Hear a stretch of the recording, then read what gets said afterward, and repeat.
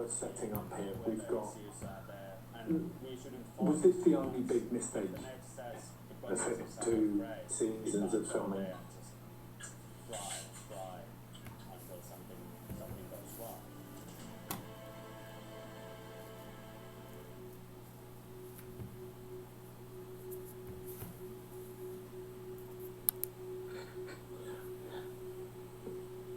Jeremie, was this the only big mistake that you made in the filming, or was it the most sort of visual one?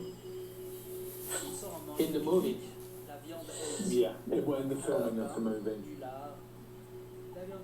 Yeah, the mystic I'm gonna make on these mountains. Yeah. Yeah. It's the only one, and actually it was almost the only mountain I could have this kind of mystic also. So I get super lucky. But yeah, we're gonna see when we climb up after.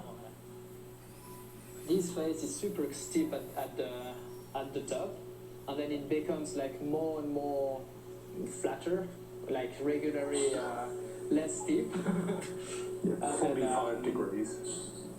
I decided to ski some ice at the top of it that we can see like slowly now, and then I made the mistake to make a direction to put too much pressure on the side of the skis, and even with my bending at 160 kilos, and I'm 60 kilos, it couldn't hold the ski anymore. So I didn't feel anything. Usually when you lose a ski with that much pressure on the binding, you like torn your ACL, and you like really feeling like the ski was like super hard attached to your feet, and then on that case I couldn't feel anything. It was like just a piece of wood going inside. Wow. That's Nico joining from the tent because it was super cold.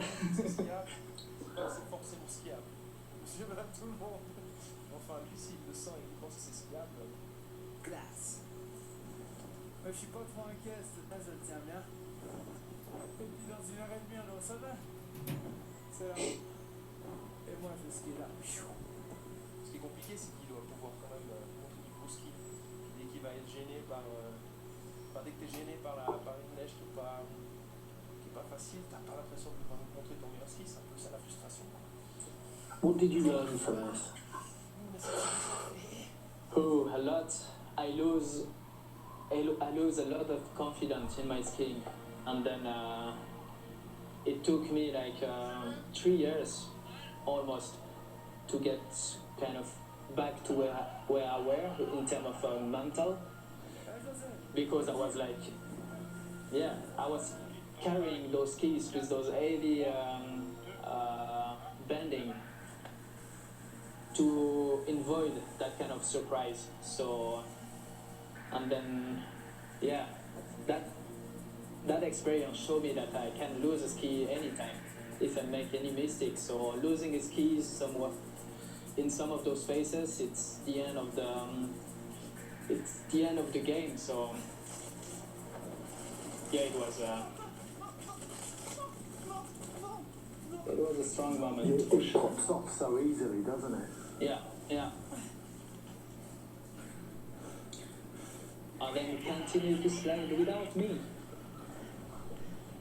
Do you think you were lucky, or do you think it was skill that allowed you to self-arrest there? I think I was lucky to lose the right skis actually, because I could keep up and slow down because I still have my exterior skis to put like more weight on it, and then the ice also was finishing after 30 meters, so I couldn't stop myself. And you can see there the ice was like super hard. So in that kind of ice, you cannot make any direction. You need to choose the angle before on the snow, and you need to straight the ice and then let it go, and then after you can slow down and make turns. How hard is it for you to go in that situation? Well, to be honest, it wasn't that hard because I was kind of concentrating on the shot, and for me it's just like a little dot in the screen, and I just saw a dot and I was going, the dot is not turning anymore, it's sliding now. But then it stopped. It was so quick that I didn't actually realise. And then when I saw it stopped, it was fine. But yeah, in the back of your mind, it's always, if something like that happens and it could be a lot more serious, that's always in the back of our minds as cameramen. But yeah, but at the time, I literally didn't realise until it almost stopped what was happening. I just saw a cloud of snow, and don't really. You're so focused on the image. But do you think it affects you long term being exposed to that level of risk as a voyeur? For me, yeah. For me, it's affected me.